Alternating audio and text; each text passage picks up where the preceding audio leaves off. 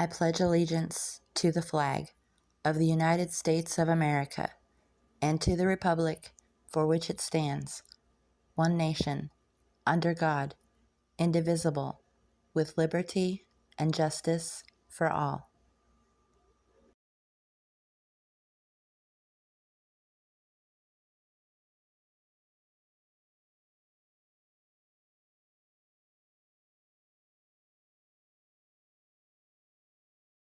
The unity of government which constitutes you one people is also now dear to you. It is justly so, for it is a main pillar in the edifice of your real independence, the support of your tranquillity at home, your peace abroad, of your safety, of your prosperity, of that very liberty which you so highly prize. But it is as easy to foresee that from different causes and from different quarters much pains will be taken, many artifices employed, to weaken in your minds the conviction of this truth. As this is the point in your political fortress against which the batteries of internal and external enemies will be most constantly and actively, though often covertly and insidiously, directed, it is of infinite moment that you should properly estimate the immense value of your national union to your collective and individual happiness, that you should cherish a cordial, habitual, and immovable attachment to it, accustoming yourselves to think and speak of it as of the palladium of your political safety and prosperity, watching for its preservation with jealous anxiety, discountenancing whatever may suggest even a suspicion that it can in any event be abandoned, and indignantly frowning upon the first dawning of every attempt to alienate any portion of our country from the rest, or to enfeeble the sacred ties which now link together the various parts. For this you have every inducement of sympathy and interest, citizens, by birth or choice, of a common country. That country has a right to concentrate your affections. The name of American, which belongs to you in your national capacity, must always exalt the just pride of patriotism, more than any appellation derived from local discriminations. With slight shades of difference, you have the same religion, manners, habits, and political principles. You have in a common cause fought and triumphed together. The independence and liberty you possess are the work of joint councils and joint efforts, of common dangers, sufferings, and successes. But these considerations, however powerfully they address themselves to your sensibility, are greatly outweighed by those which apply more immediately to your interest. Here every portion of our country finds the most commanding motive for carefully guarding and preserving the union of the whole. In contemplating the causes which may disturb our union, it occurs as matter of serious concern that any ground should have been furnished for characterizing parties by geographical discriminations, northern and southern, Atlantic and western, whence designing men may endeavor to excite a belief that there is a real difference of local interest and views. One of the expedients of party to acquire influence within particular district is to misrepresent the opinions and aims of other districts. You cannot shield yourselves too much against the jealousies and heartburnings which spring from these misinterpretations. They tend to render alien to each other those who ought to be bound together by fraternal affection. To the efficacy and permanency of your union, a government for the whole is indispensable. No alliance, however strict, between the parts can be an adequate substitute. They must inevitably experience the infractions and interruptions which all alliances in all times have experienced. Sensible of this momentous truth, you have improved upon your first essay by the adoption of a constitution of government better calculated than your former for an intimate union and for the efficacious management of your common concerns. This government, the offspring of our own choice, uninfluenced and unawed, adopted on full investigation and mature deliberation, completely free in its principles, in the distribution of its powers, uniting security with energy, and containing within itself a provision for its own amendment, has a just claim to your confidence and your support, respect for its authority, compliance with its laws, acquiescence in its measures, are duties enjoined by the fundamental maxims of true liberty. The basis of our political systems is the right of the people to make and to alter their constitutions of government, but the constitution which at any time exists, till changed by an explicit and authentic act of the whole people, is sacredly obligatory upon all. The very idea of the power and the right of the people to establish government presupposes the duty of every individual to obey the established government. All obstructions to the execution of the laws, all combinations and associations under whatever plausible character, with the real design to direct, control, counteract, or awe the regular deliberation and action of the constituted authorities, are destructive of this fundamental principle and of fatal tendency. They serve to organize faction, to give it an artificial and extraordinary force, to put in the place of the delegated will of the nation the will of a party, often a small but artful and enterprising minority of the community, and according to the alternate triumphs of different parties, to make the public administration the mirror of ill-concerted and incongruous projects of faction, rather than the organ of consistent and wholesome plans, digested by common councils, and modified by mutual interests. However combinations or associations of the above description may now and then answer popular ends, they are likely, in the course of time and things, to become potent engines, by which cunning, ambitious, and unprincipled men will be enabled to subvert the power of the people, and to usurp for themselves the reins of government, destroying afterwards the very engines which have lifted them to unjust dominion. Towards the preservation of your government and the permanency of your present happy state, it is requisite, not only that you steadily discountenance irregular oppositions to its acknowledged authority, but also that you resist with care the spirit of innovation upon its principles, however specious the pretexts. One method of assault may be to effect, in the forms of the Constitution, alterations, which will impair the energy of the system, and thus to undermine what cannot be directly overthrown. In all the changes to which you may be invited, remember that time and habit are at least as necessary to fix the true character of governments as of other human institutions; that experience is the surest standard by which to test the real tendency of the existing constitution of a country; that facility in changes, upon the credit of mere hypothesis and opinion, exposes the perpetual change, from the endless variety of hypothesis and opinion. And remember especially that for the efficient government of your common interests, in a country so extensive as ours, a government of such vigor as is consistent with the perfect security of liberty is indispensable. Liberty itself will find in such a government, with powers properly distributed and adjusted, its surest guardian. It is indeed little else than a name, for the government is too feeble to withstand the enterprises of faction, to confine each member of the society within the limits prescribed by the laws, and to maintain all in the secure and tranquil enjoyment of the rights of person and property.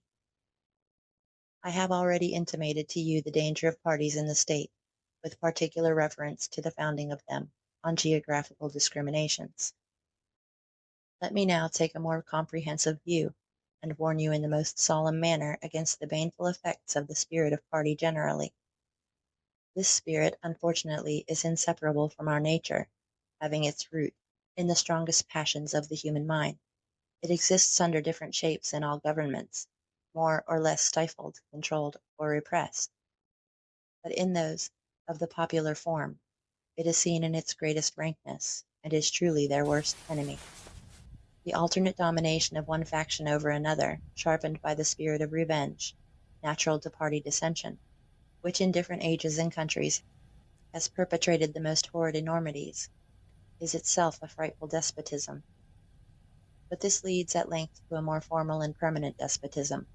The disorders and miseries which result gradually incline the minds of men to seek security and repose in the absolute power of an individual, and sooner or later the chief of some prevailing faction, more able or more fortunate than his competitors, turns this disposition to the purpose of his own elevation on the ruins of public liberty, without looking forward to an extremity of this kind, which nevertheless ought not to be entirely out of sight. The common and continual mischiefs of the spirit of party are sufficient to make it the interest and duty of a wise people to discourage and restrain it. It serves always to distract the public councils and enfeeble the public administration. It agitates the community with ill-founded jealousies and false alarms, kindles the animosity of one party against another, foments occasionally riot and insurrection. It opens the door to foreign influence and corruption, which finds a facilitated access to the government itself through the channels of party passions. Thus the policy and the will of one country are subjected to the policy and will of another. Against the insidious wiles of foreign influence, I conjure you to believe me, fellow citizens. The jealousy of a free people ought to be constantly awake, since history and experience prove that foreign influence is one of the most baneful foes of republican government. But that jealousy to be useful must be impartial, else it becomes the instrument of the very influence to be avoided, instead of a defense against it. Excessive partiality for one foreign nation, and excessive dislike of another, cause those whom they actuate to see danger only on one side, and serve to veil and even second the arts of influence on the other. Real patriots who may resist the intrigues of the favorite are liable to become suspected and odious, while its tools and dupes usurp the applause and confidence of the people to surrender their interests. The great rule of conduct for us in regard to foreign nations is in extending our commercial relations, to have with them as little political connection as possible. So far as we have already formed engagements, let them be fulfilled with perfect good faith. Here let us stop. Europe has a set of primary interests which to us have none, or a very remote relation. Hence she must be engaged in frequent controversies, the causes of which are essentially foreign to our concerns. Hence, therefore, it must be unwise in us to implicate ourselves by artificial ties in the ordinary vicissitudes of her politics, or the ordinary combinations and collisions of her friendships or enmities. Our detached and distant situation invites and enables us to pursue a different course. We remain one people under an efficient government. The period is not far off when we may defy material injury from external annoyance. When we may take such an attitude as will cause the neutrality we may at any time resolve upon to be scrupulously respected. When belligerent nations, under the impossibility of making acquisitions upon us, will not lightly hazard the giving us provocation, when we may choose peace or war, as our interest, guided by justice, shall counsel. Why forego the advantages of so peculiar a situation? Why quit on our own to stand upon foreign ground? Why, by interweaving our destiny with that of any part of Europe, entangle our peace and prosperity in the toils of European ambition, rivalship, interest, humor, or caprice? It is our true policy to steer clear of permanent alliances with any portion of the foreign world, so far, I mean, as we are now at liberty to do, for let me not be understood as capable of patronizing infidelity to existing engagements. I hold the maxim no less applicable to public than to private affairs, that honesty is always the best policy. I repeat it, therefore, let those engagements be observed in their genuine sense, but in my opinion it is unnecessary and would be unwise to extend them. George Washington's Farewell Address, 1796.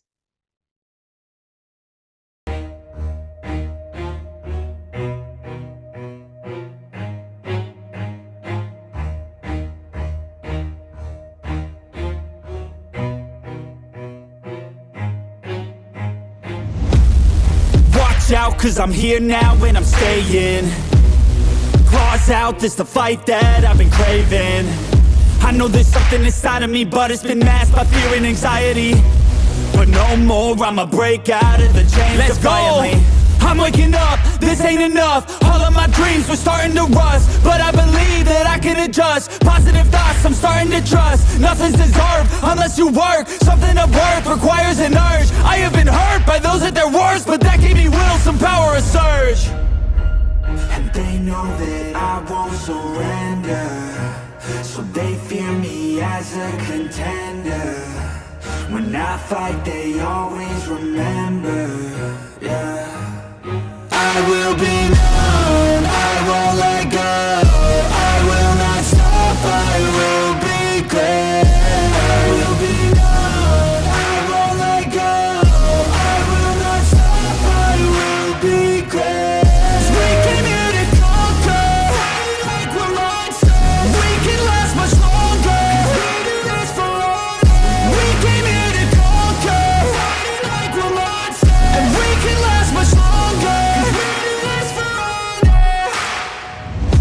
I am a hunter, I've been filled with demons and hunger.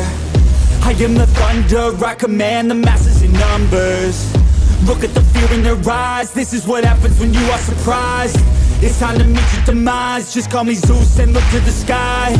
Everything's amplified, no they cannot deny, I will be rectified. If you dissect me, find scars, teach you left behind, injuries that define me to my core. They'll hear me roar like never before, the pain I absorbed, it's feeding my core. I'm hard to ignore, I'll beat down your door. If you wanted war, well then you got war. And they know that I won't surrender, so they fear me as a contender. When I fight they always remember, yeah. I will be known